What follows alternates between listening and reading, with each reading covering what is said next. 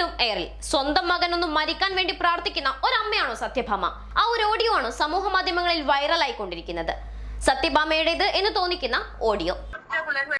ഞാൻ ആരോടും പറയാണ്ട് സഹിച്ചു പിടിച്ചിരിക്കുന്ന ഇവിടെ.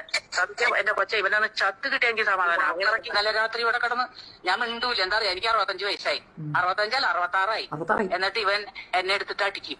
ഞാനിവിടെ കിടന്ന് ഇന്നലെ ഇവിടെ എന്നെ ഇവൻ തെറി വിളിച്ചിട്ട് കുടിച്ചു വന്നിട്ട് തെറി വിളിച്ചിട്ട് എന്നെ ലോകത്തുള്ള ഞാൻ മാന്യം മര്യാദയായിട്ട് ജീവിക്കുന്ന ഒരു സ്ത്രീയാണ്. ഇവന് ഈ കാണുന്ന ഒരു മോനൊന്നും അല്ല. നിങ്ങൾ ഈ നല്ല ചെറുക്കൻ കണ്ട, നല്ല സൗന്ദര്യം എല്ലാം ഉണ്ട് കൊച്ചാ. പക്ഷെ എന്ത് ചെയ്യാൻ പറ്റും, വായങ്ങോട്ട് തുറന്നാണ്ടല്ലേ പേലാട്ട് തെറി വിളിക്കുള്ളൂ എന്നെ. നമുക്കിവിടെ ആരായിരിക്കണത്? ഒരു മോനേ ഉള്ളൂ എന്റെ കൊച്ചെ. ഞാൻ അനുഭവിക്കാവുന്നതിന്റെ അങ്ങ് അറ്റായി. ഇവനെ നിങ്ങൾക്ക് ആർക്കും അറിഞ്ഞുകൂടാത്തോണ്ട. ഇവനൊന്നും അങ്ങനെ ഒരു പെണ്ണിനെ എന്റെ അടുത്ത് ഇവന് ജീവിക്കാൻ പറ്റൂല. ഇവന്റെ സ്വഭാവം. ഞാൻ അറിയപ്പെടുന്ന ഒരു ആർട്ടിസ്റ്റാണ്, അറിയോ. ഞാൻ 10, 100, 200 പിള്ളേരെ പഠിപ്പിക്കുന്ന കലാമണ്ഡലം സത്യഭാമ എന്നാണ് എന്റെ പേര്. കൊച്ചെന്നെ അന്വേഷിച്ചോ, യൂട്യൂബ് സെർച്ച് ചെയ്തോ, അല്ലെങ്കിൽ എന്നെ ഈ പരിസരത്ത് വന്ന് അന്വേഷിക്കും.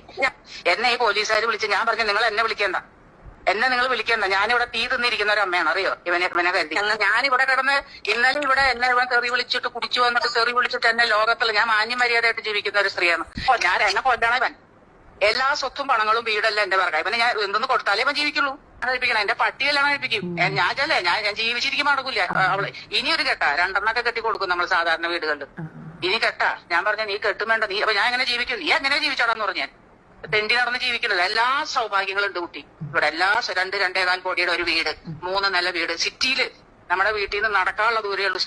ഓഡിയോ സന്ദേശത്തിന്റെ ആധികാരികത വ്യക്തമല്ലെങ്കിൽ കൂടി മനസ്സിലാക്കാൻ പറ്റുന്ന വാചകങ്ങൾ കൂട്ടി വായിക്കുമ്പോൾ മുമ്പൊരിക്കൽ മകന്റെ ഭാര്യയുമായി നടന്ന വഴക്കിൽ മരുമകളുടെ താലി പൊട്ടിച്ച ശ്രമത്തിൽ സ്ത്രീധന പീഡന കേസിൽ തിരുവനന്തപുരം പോലീസ് കേസെടുത്തിരുന്നു.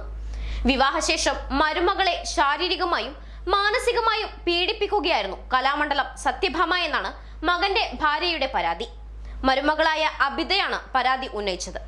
കല്യാണത്തിന് കൊടുത്ത സ്ത്രീധനമായ 35 പവൻ പോരെന്നും 10 ലക്ഷം ഇനിയും തരണമെന്നും സത്യഭാമ ആവശ്യപ്പെട്ടിരുന്നത്രേ. കൂടാതെ 35 പവൻ സ്വർണവും സത്യഭാമ ഊരി വാങ്ങി എന്നും ആരോപണം ഉന്നയിക്കുന്നുണ്ട്. ഒക്ടോബർ മാസമായിരുന്നു മരുമകളും മകളുടെ വീട്ടുകാരെയും സത്യഭാമ വീട്ടിൽ വെച്ച് ആക്രമിച്ചത്. ഡോക്ടർ RLV രാമകൃഷ്ണൻ നേരെയുണ്ടായ കലാമണ്ഡലം സത്യഭാമയുടെ ജാതി അധിക്ഷേപത്തിൽ അന്വേഷണം നടത്താൻ DGPക്ക് പട്ടികജാതി പട്ടികവർഗ കമ്മീഷൻ നിർദ്ദേശം നൽകിയിരിക്കുകയാണ്. ഈ വിഷയത്തിൽ 10 ദിവസത്തിനകം അന്വേഷിച്ച് റിപ്പോർട്ട് സമർപ്പിക്കണമെന്നാണ് കമ്മീഷൻ പറഞ്ഞിട്ടുള്ളത്. കറുത്ത നിറമുള്ള കലാകാരന്മാരെ സത്യഭാമ ജാതിയുമായി അധിക്ഷേപിച്ചതിനാണ് കമ്മീഷൻ വിലയിരുത്തുന്നത്.